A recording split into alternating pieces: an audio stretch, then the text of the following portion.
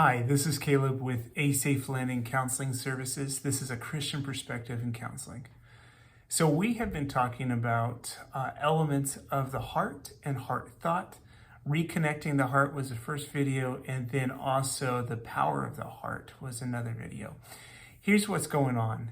We're trying to talk about the elements that help you navigate the feelings and the emotions. They're separate. They're two distinct places of the body. And what we're saying is that you feel in your neurological pathways these releases, whether it's in your gut, in your chest, or in your central nervous system.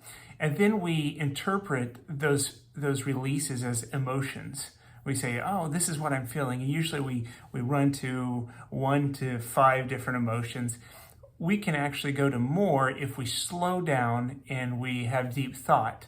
And usually what we want to do here at our clinics is to think more deeply with God and hear from Him about those emotions instead of relying on our own understanding.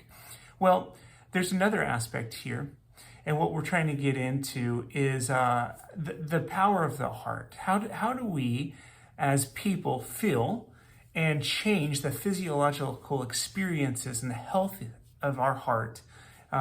And how do we do that with thought process? There's a little bit of a simple practice that can show you this process.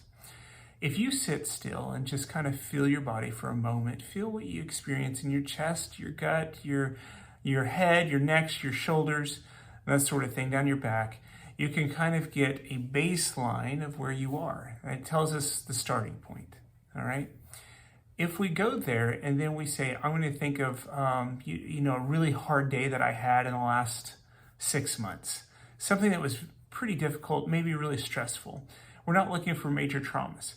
What we're looking for is something that allows us to experience a change in our thought process. And so we get to that stress state, and you can feel your heart go into the sympathetic nervous system. You can actually feel it start pounding a little faster. And then you can also experience the hormone releases. It changes in temperature, or it changes in restrictiveness or openness. So as you think about that stressful event and you call it out as it was, maybe even saying it word for word what happened. Well, when I walked into the door, this is the first thing that happened. Here's the second thing that happened that led to this. And then finally I experienced this. You'll start experiencing the same hormone throughout your body as you did in the stressful time. That will show you that your thoughts can help regulate or disrupt that heart function. The second thing to do, maybe you didn't experience a physiological change, maybe you were already in that stress state. Well, we can go to the second piece, would be going to a very peaceful state, finding the best day of your life and replaying it, speaking it out loud one more time, and feeling those hormones release. Oftentimes, this is equipped with a warmth, a calming across the chest, because it was a peaceful state. Now, there is an ANF hormone that is released during this time, and that's that engagement of peace. You probably have heard me talk about that before. When you think about this positive event, all of a sudden you're releasing hormone that reconnects neural pathways in your heart, but it also helps you regulate part of your heart. Now, if you did this practice, what we would often call meditation, right?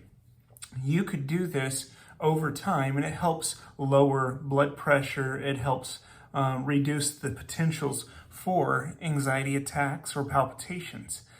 The more that you do a practice like this, you regulate, you regulate your heart over time, and you're training it, teaching it how to function. So it doesn't just run to a normal state of stress that you've been practicing for so long, maybe unintentionally, but you've been telling your body, go, go, go. Well, this is also true for things like adrenal fatigue as well. But we're focusing on the heart. You have internal opportunities to regulate that heart, that physiological experience within your chest. You can do that through thought process. And more importantly, you could do it with God. You could ask Him who He thinks you are. Do the same experiment this time, that practice where you're saying, God, what do you think about me? and try to listen for anything that comes into your imagination, anything that comes into your thought process. Now, we know something about God. He's loving, he's kind, he's gentle. So as you ask it, you're going to feel some sort of change in some sort of thought that shows up. If the thought is loving, kind, gentle, if it is something that's calling you into a conviction, but it's helpful and gentle, we know that we're probably hearing from God.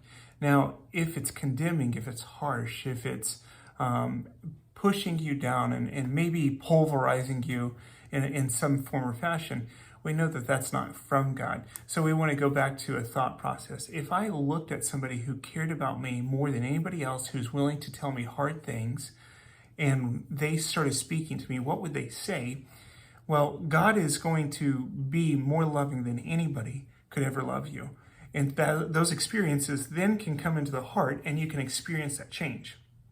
Now, the external factors. When you come into relationship with somebody and you are already in a parasympathetic state, a rest state of your heart, you remember that the frequencies from our previous video, they extend from your heart about 5.5 feet.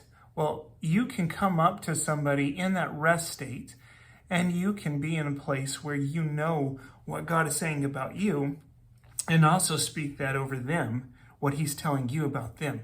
Now you're also articulating something that they can visualize and imagine, experience in their own heart, and then maybe they're picking up on the frequencies of genuine authenticity of your heart, and it changes what they experience. This is an incredible phenomenon when we engage in this way. So practices, worship practices actually increase neurological functions when they're done together, opposed to being done separate. Well, this is true for a Christian culture, is that when they're singing praises, lifting their hands, doing the things together, there's more of a change neurologically. There can be a greater change within the neurological aspects of the brains. And people who go to church can, not all, but they could. They have the opportunity to experience something that changes them, and they can be on a growth process. All right, I know this is a lot, but what we're doing is we're asking for a change of the physiological function, how you think about your thought process, how you think about how your brains function together. If you can grasp that every thought you think is important, and that every thought you think in a rest state helps create neurological connections, you'll then experience changes, but you've got to do it over time. Time is an important aspect of the equation. I hope this is helpful. I look forward to sharing more with you.